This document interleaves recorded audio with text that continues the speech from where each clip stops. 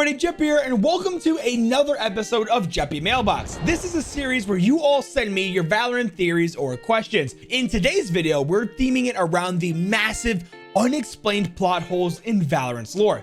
Things that just don't make sense, and when you really sit back and think about it, it leaves far more questions than answers. If you would like to submit your own questions or theories and have it possibly be featured in a video, you can do so by commenting down below or DMing me on Discord or Twitter. But before we get into the explanation on the huge plot holes of Valorant's lore sent in by you guys, a word from today's sponsor. Is there anyone here who wants to become a content creator but maybe doesn't have enough time to edit clips altogether for all social media websites? Well, Sizzle.gg is your answer. Sizzle.gg is a website, not a software downloaded on your computer, where it links to your Twitch or YouTube live streams and automatically highlights the best moments of your stream. You can filter what you'd like Sizzle.gg to highlight, things like headshots, kills, sniper kills, victories, and more. Once your stream is over, head on over to the website, and after a few hours, your highlights or compilation will be ready to download so you can quickly upload it to sites like TikTok and Twitter, sometimes even with a few clicks. It saves you so much time and money so you can focus on other things to make content on. Sizzle.gg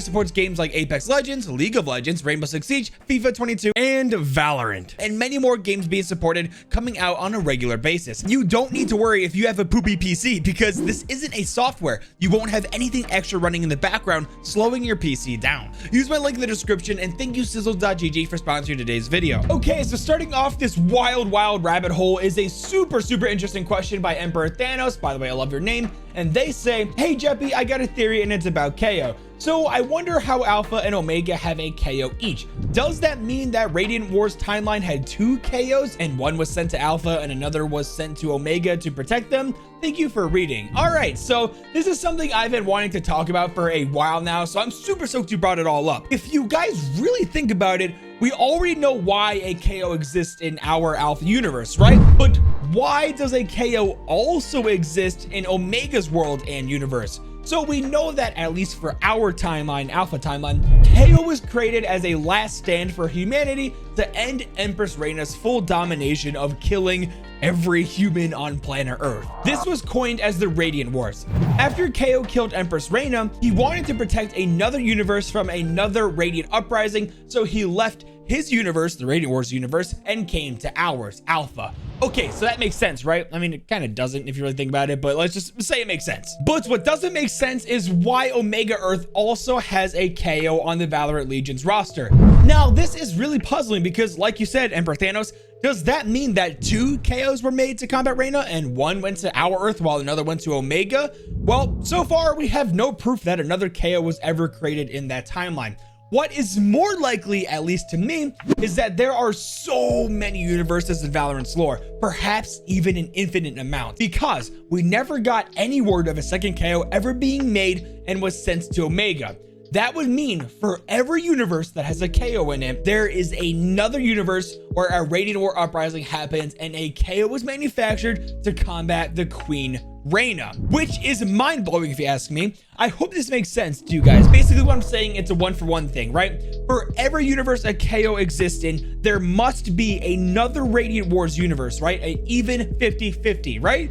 I don't know. Does it make sense? Let me know what you guys think. Well, moving on to another topic I wanted to cover comes from a Jeppy Mailbox question from Mad Reaper Plays, and they say, I got a question I think you might help. So, when Cypher convinced Fade to join the Valorant protocol, how did she join the Alpha and Omega both? Well, this is a really great question. It can kind of be on the same topic of the Limitless Universe thing we just talked about earlier, but I'll keep it more simple.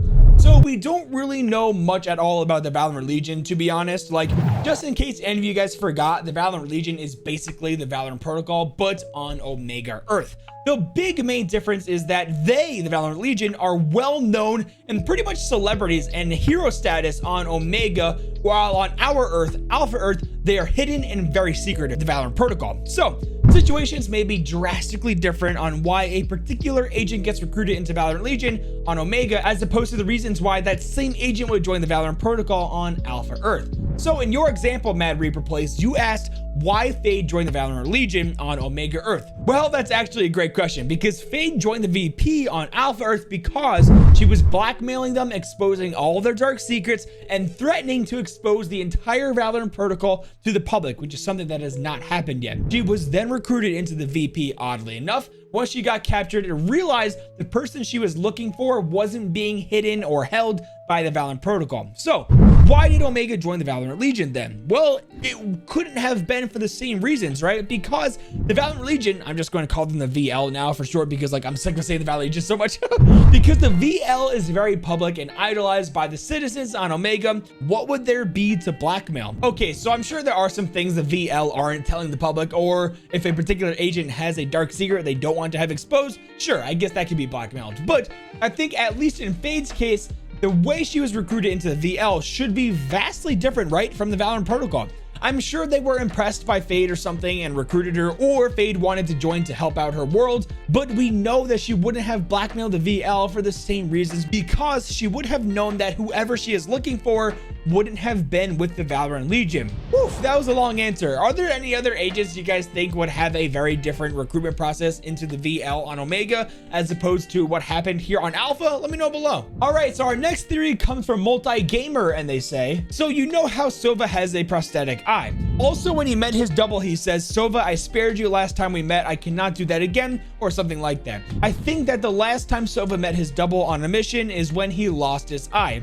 I don't know, this might be dumb, I'm just getting to know some of the lore, but I think this is pretty good. Okay, so yes, as I'm sure most of you all know watching the video, Sova has a prosthetic eye. I believe it's the right eye, if I remember correctly off the top of my head. Now, let me quickly show you that one voice line he is talking about where Sova says he spared his Omega double, just to catch you all up. Sova, I spared you when we first met. I can't let you go again. So with Multi-Gamer's theory, he is saying that Sova lost his eye when he first met his Omega double and spared him.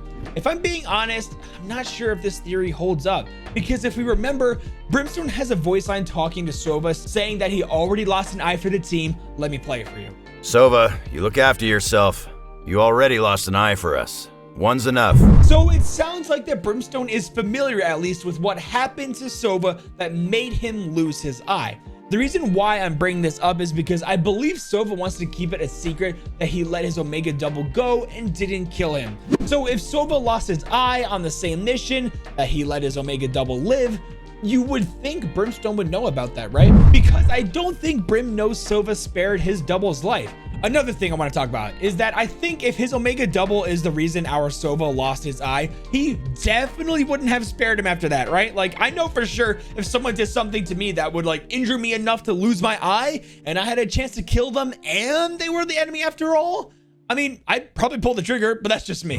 Another thing is, I believe Sova lost his eye before the conflict started with Omega Earth stealing Radianite. That's just a guess by me, but I think that whatever happened was prior to the events of Duelist and the events incident of 2049. Do you all agree with that? Like, do you have the same take as me on this theory, or is there something I'm missing? Let me know below. All right, so the next theory comes from Sion Mondal, and they say, I have a theory. Maybe Chamber is a good guy, as we know that Chamber destroyed the Collider and Fracture with his double. What if Omega Earth Chamber came to our chamber and showed him that the reality in their world was shattering because of a collider which they made in Omega Earth, for which they have to make the geodomes? All right, so this is an interesting theory and one that has been gaining momentum lately from us lore nerds. It really looks like that people are justifying Chamber's actions that fateful day on Fracture due to him potentially saving us. People are starting to call what I believe to be possibly one of the most evil agents on the VP a good guy. So let's break this down. The LRC, or Large Radiant Collider, that the scientists of the Everett Lynn Research Facility were working on is theoretically meant to supply an insane amount of energy.